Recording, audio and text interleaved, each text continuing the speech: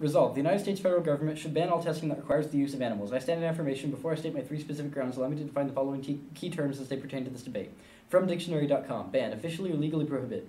All, the whole quantity or extent of a particular group or thing. From PETA.org, testing requiring the use of animals. Quote, government regulation in most countries requires some animal-based toxicity testing as a condition of the importance or sale of pesticides, industrial chemicals, drugs and vaccines, genetically manipulated foods, and some consumer products, end quote.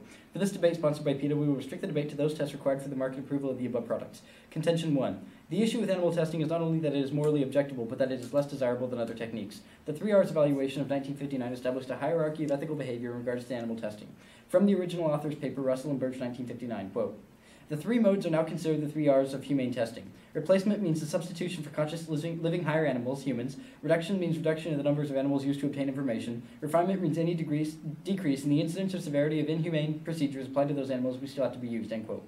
The establishment of the 3 R's approach was epic. Because of this, all, not some but all, scientific research is required to conform to the 3 R's. Robinson, 2005, quote, all research using animals in the U.S., for example, at university and pharmaceutical companies, is regulated by the Animal Welfare Act. The 3 R's are implicit in the AWA, and any scientist planning to use animals in their research must first demonstrate that there is no alternative, and that the number of animals used and any suffering caused will be kept to a minimum, end quote.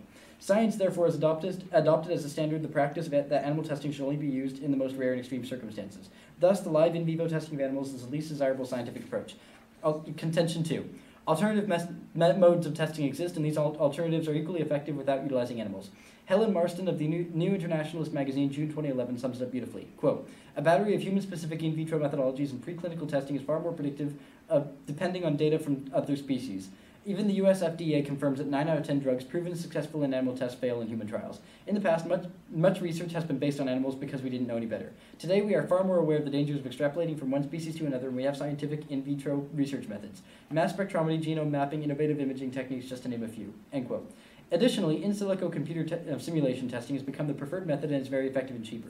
Hartung and Hoffman, 2009, quote, we must embrace more in silico tools in our current approaches. Why so? Because they allow us to standardize how we analyze and express results. Because we become less likely to fool ourselves into seeing what we want to see.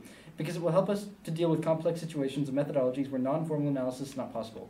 Because we need higher throughput to allow proper risk assessment for the multitude of substances and exercise that is not feasible with traditional approaches, end quote. The impact, therefore, is this. Science has advanced so far in the last 60 years that we no longer need animals for live testing. Thus, a full ban is justified on all procedures that utilize animals for live testing.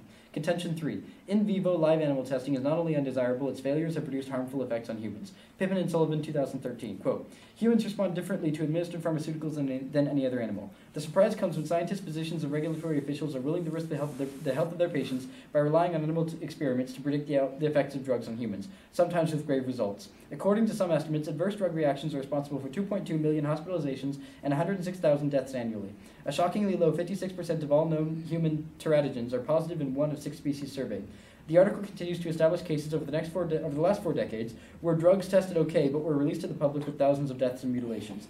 On the flip side, drugs that we know and use regularly with minimal side effects would never have made it into the market under animal testing requirements. Penicillin and aspirin are noted on the above paper as products that are toxic in nearly all animal species. Therefore, animal testing is not effective in determining the effects of products on humans, and requiring them can produce contradictory results that result directly in human death. Burden. Having established that alternatives to animal testing exist, are preferred, and are statistically at least as effective in testing in vivo directly on animals, I lay the following burden on my opponent. The opposition must prove that alternatives to animal testing are less effective or less desirable than in vivo live testing of animals. This is the key evaluative statement of this round, and now I ask my opponent to present such a case to the audience. Thank you.